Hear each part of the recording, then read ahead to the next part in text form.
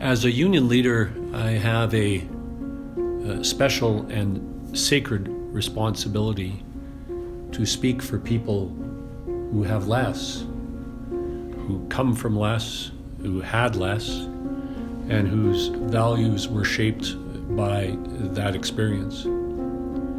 And the experience that you've had in your life shapes who you are, shapes your values, shapes your beliefs, and gives you a passion. You see the world a certain way, and I have never forgotten where I came from. I grew up in the inner city, in a prairie city. I grew up in a rent-controlled apartment, a small apartment. My father was an artist. He was in the Regina riot and the Winnipeg general strike. My mother cared for us and loved us, my brother and sister and I. And I always knew the struggle of living paycheck to paycheck, dollar to dollar, moment to moment.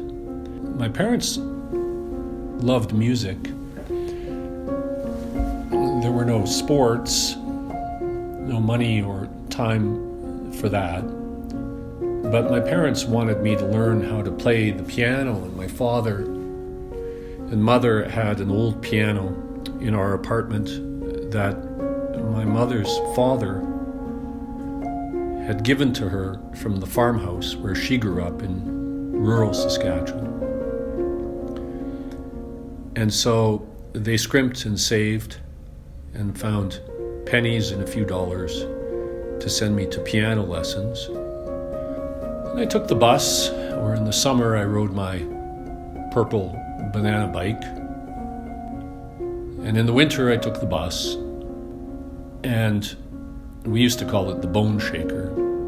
You'd stand at a cold bus stop and you'd be relieved to get onto the bus, slide into the vinyl seat, and I'd go to my piano lessons, and I enjoyed it, and I'd take the bus home. And from time to time I was called upon to play the piano in a recital as a student. And both at the recitals and at the piano lessons, I started to notice the difference between how my family lived and how others lived. Other students showed up in warm cars. Their parents would arrive with them, pick them up when their lessons were completed. My parents were working, we had no car. We scraped together the money for the piano lessons. And I became conscious of the fact that others had things that I didn't, and had lives that I didn't and I couldn't. I didn't resent it. But I was reminded that there are many, many people in this world that have a feeling inside of them and need a voice.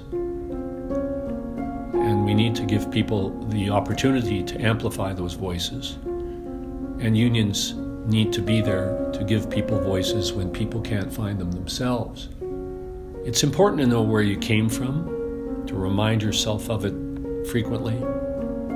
Every worker that I talk to and every worker that I speak for, I recall what it feels like.